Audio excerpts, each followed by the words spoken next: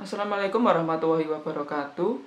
Pada kesempatan kali ini, saya Adi Pradana dari Universitas Muhammadiyah Borjo ingin menemani adik-adik sekalian kelas 4 untuk belajar tema 8 subtema 3 pembelajaran keempat. Pada pembelajaran kali ini akan membahas tentang cerita rakyat. Nah, dari adik-adik, apakah ada yang tahu apakah itu cerita rakyat? Jadi, cerita rakyat adalah cerita yang berkembang dan hidup di kalangan masyarakat. Cerita rakyat berkembang secara turun-temurun dan disampaikan secara lisan.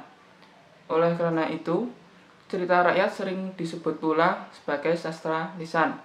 Dan pada umumnya, cerita rakyat bersifat anonim atau pengarangnya tidak dikenal.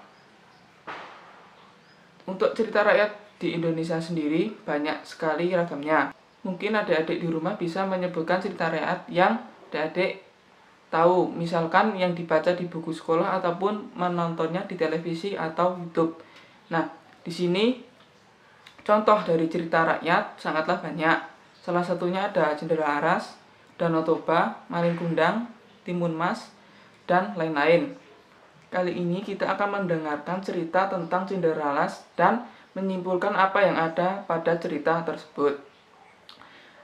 Cendrawasih tinggal bersama ibunya di sebuah hutan terpencil.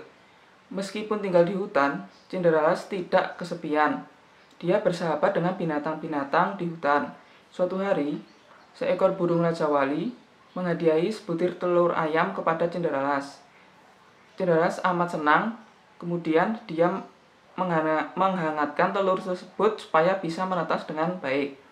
Selang beberapa minggu, telur itu pun menetas. Dengan sabar, Cendrawasih memelihara anak ayamnya. Dia tidak pernah lupa memberi makan dan memandikannya.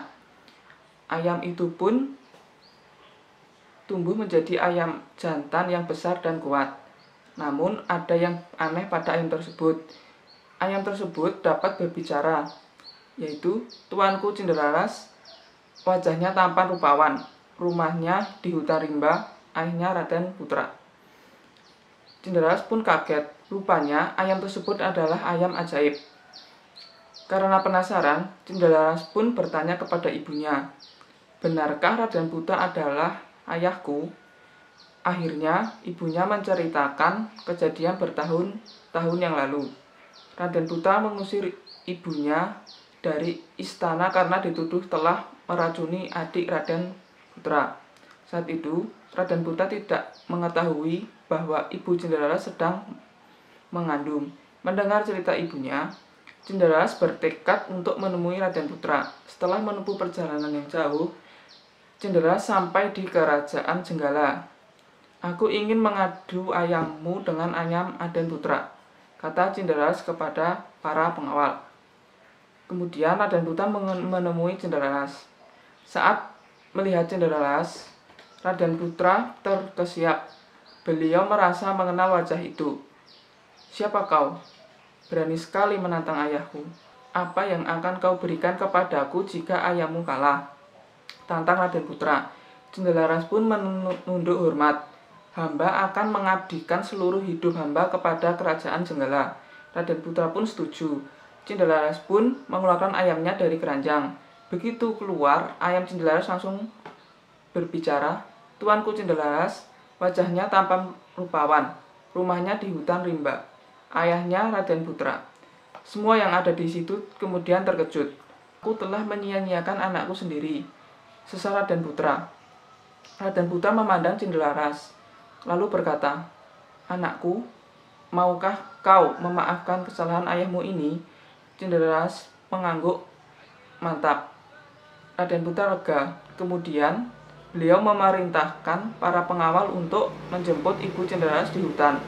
Sebenarnya, setelah mengusir ibu Cendrawasih, Raden Putra menyadari bahwa dia telah melakukan kesalahan. Namun, dia tidak dapat menemukan istrinya.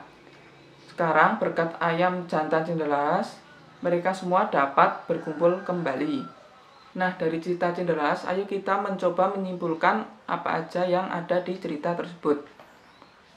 Tokoh utama dalam Cendrawasih adalah Cendrawasih sendiri.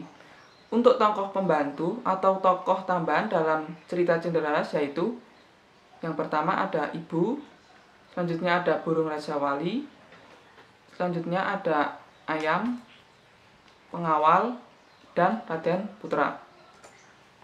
Untuk tokoh antagonis dalam cerita tersebut adalah Raden Putra.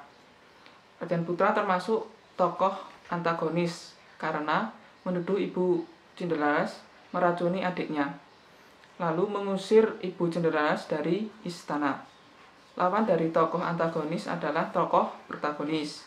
Tokoh protagonis dalam cerita tersebut yaitu Cenderalas, ibu, burung Raja Wali, ayam, dan pengawal. Dan itulah cerita dari Cenderalas. Tak terasa waktu perjumpaan kali ini sudah berakhir, dan mungkin hanya itu yang dapat saya sampaikan.